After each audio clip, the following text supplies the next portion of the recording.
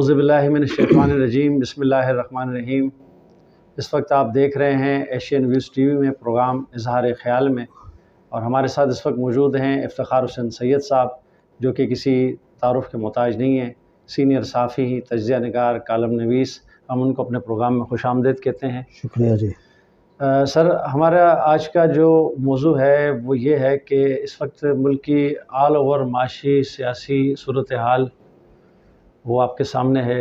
इंतखाबात की आम इंतखाबात के लिए जो है वो तारीख़ों के ऐलान का मुलतवी होना, और इस वक्त जो नवाज़ शरीफ साहब ने जो अभी इस वक्त बयान दिया है कि इनके भाइयों ने पहले कहा कि जो हमें आर्मी चीफ़ ने, साबिक़ आर्मी ने हमें जो है वो सपोर्ट किया, और आज जो है वो इनके बयानात जो है वो फ़ौज के ख़िलाफ़ हैं।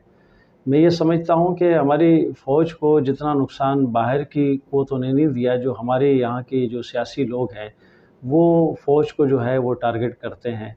तो इसमें आप इसके लिए क्या इज़हार ख़याल करेंगे सर? आवाम पूछना चाहती है। बिस्मिल्लाहिर्रहमानिर्रहीम। नाज़रीन, देखें जनाब, बात तो सच है मगर बात है रुसवाई की। आज तक ये चीज़ ही तय नहीं हो पाई है कि इस मुल्क के स्टेक होल्डर्स बेसिकली कौन हैं। इस मुल्क के स्टेक होल्डर्स वो होते हैं जो इस मुल्क को टैक्स देते हैं, इस मुल्क को जान देते हैं, क्या बात, ज़रूरत पड़े तो अपनी ज़मीन देते हैं कि जी यहाँ से नहर निकालनी है, ब्रिज निकालना है, आपने बनाना है, ब्रिज बनाना है। हमारे सियासतदानों का, मोहतरम सियासतदानों का, क्योंकि आखिर इस मुल्क को एक दिन सियासतदानों ने ही चलाना है। लेकिन मसला ये है कि वो मैच्योरिटी कब हासिल करेंगे हमारे सियासतदान, जहाँ टकराव की पॉलिसीज़ के बजाय मिलजुल कर जॉइंट, मैंने कहा ना सेकेंड वर्ल्ड वार के मैंने कई दफ़ा कई प्रोग्रामों में हवाले दिए हैं। उसके बाद उनके चीफ्स यानी इदारों के बड़े बड़े दानिश्वर वो बैठकर एक मुत्तफ़िका लाहे अमल पर पहुँचे हैं। हमें हमारे मुल्क में पिछले 76 सालों में इस बात की कहीं भी कोई मिसाल नज़र नहीं आती कि जनाब एक बड़े फैसला साज आपस में मिलकर बैठ गए हों और वो कहें कि जनाब अब नो कंप्रोमाइज़ ऑन पाकिस्तान, यानी पाकिस्तान है तो हम हैं। अब जी पाकिस्तान कैसे रहेगा? तो ये दौर जो चल रहा है ये जंगों का नहीं है, ये मुआशियात का दौर है। आपके सामने मिसाल है, डॉलर 335, 338, आज डॉलर 290 पे। डेमोक्रेसी बेसिकली सियासतदानों की हुकूमत कहलाती है, लेकिन कौन से सियासतदान जो आवाम की भलाई का सोचते हों, आवाम के लिए कुछ करना चाहते हों, आवाम के लिए डिलीवर करके दिखाया हो। जब हमारे मोहतरम सियासतदान उस मकाम, उस जगह पर नहीं पहुंच पाते हैं, उन मकासद को हल नहीं कर पाते हैं, तो फिर जी जो स्टेक होल्डर्स दूसरे हैं, हमारे जुडिशरी कह लें, उसके अंदर हमारी जो अस्करी इदारे हैं या दूसरी हमारी इंटेलिजेंस हैं, उन्होंने मुतफिक्र तो होना है ना। वो चीज़ परेशान तो उन्हें करेगी ना कि इंडिया का डॉलर 82 रुपये, बांग्लादेश का डॉलर 85-86 रुपये, यानी तमाम जो रीजनल एरियाज़ हैं वहाँ पर डॉलर्स यानी चौथा परसेंट बन गया, चौथा हिस्सा, और हमारे पास 4 गुना। 16 महीनों तक यही एस्टेब्लिशमेंट अच्छी थी जब तक आपको पावर दिया गया। लेकिन उस 16 महीनों में आपने क्या किया? आपको मिला डॉलर 177, 78, 76, आपने उसको ले जाकर 300 क्रॉस करवा दिया। यानी इस तीनों पार्लियामेंट के जो भी डिसीशंस मेकर थे, उनकी पॉलिसियों पर सवाल तो उठाएगी ना कौम। बिल्कुल। कि आखिर वो क्या वजूहात हैं कि आपको तमाम इख्तियारात दे दिए, यानी जो कि एक मुआशरे की तरक्की के लिए होने चाहिए। आपने बरसात का पानी भी इस पे एतराज करोगे कि जी हमें कोई करने नहीं देता। आप दरख्त भी नहीं लगाओगे कि हमें कोई दरख्त लगाने नहीं देता। आप महंगाई भी कंट्रोल नहीं करोगे कि हमें जी कोई करने नहीं देता। अब कैसे महंगाई कंट्रोल हो रही है? यानी सियासी विल, आपने सियासी विल शो नहीं की, आपने अपना काम निकाला। आपने 16 महीने इक़्तिदार के मजे लेने थे, वो लिए, उसके बाद में मुल्क को छोड़ छाड़ के 1 साल, और आप तवक्का कर रहे हैं कि दोबारा भी। तो ये वही कंडीशन हम कह रहे हैं ना कि एक कहते हैं कि सियासी इस्तेहकाम लाजिम है इक्तिसादी इस्तेहकाम के लिए। अब ये कहते हैं जी हमें काम नहीं करने दिया जाता। ये इतने ब्रिजेस बने हैं, मुस्तफा कमाल के दौर में बने, पीपल्स पार्टी के इस दौर के अंदर ये ब्रिज बने। जो नहीं बने वो बता रहे हैं कि हम नहीं बने, और जो बने हैं वो बता रहे हैं कि बने हैं। यानी जब आप गुड गवर्नेंस लेके आएंगे तो ये तमाम स्टेक होल्डर्स जिनकी हैसियत सेकेंडरी है, सानवी है, वो पीछे चले जाएंगे। और जब आप गुड गवर्नेंस नहीं करेंगे तो कोई भी इदारे इस मुल्क को डूबने का इंतजार नहीं करेंगे, क्योंकि वो भी तो स्टेक होल्डर है ना। जब मुल्क बर्बादी की तरफ जाएगा तो वो क्या करें? क्या बैठे रहें, आपस में गुफ्तगू करते रहें? तो हमारा ये अलमिया है हमारे सियासतदानों का, इक़्तिदार दे दो तो मुल्क के बाकी तमाम इदारे जो कि कॉन्स्टिट्यूशन के अंदर एक अपनी हैसियत रखते हैं, उनके मुतल्लिक आर्टिकल्स हैं, शेड्यूल्स बने हुए हैं, फौरी तौर पे कह देते हैं कि जी एक इदारा जो है वो सियासत में मुदाखलत करता है। भाई आप उसे क्यों करने देते हैं? आपकी गुड गवर्नेंस का लेवल वो क्यों नहीं होता तैयब अर्दगान वाला?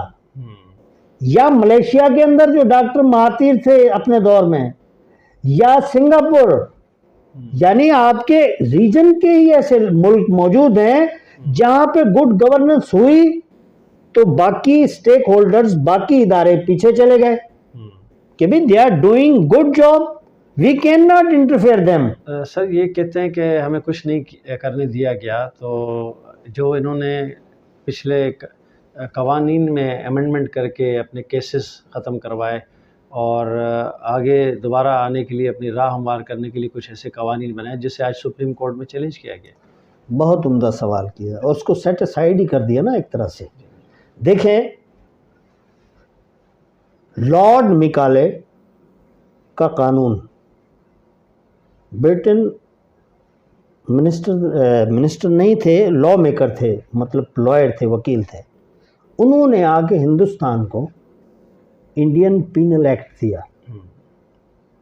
आज ये सज़ा और जज़ा का अमल तकरीबन उसी से ही हम मुस्तार लेते हैं या कुछ, लेकिन उसे वो बनाने में 2 साल लग गए। हमने 75 बिल, 50 बिल 3 दिनों में पास कर लिए। इसका मतलब यह है कि हमने उस बिल में जो लिखे गए लफ्ज हैं उनको भी पढ़ने के काबिल नहीं हुए कि ये अवाम को कितना अफेक्ट करेगा।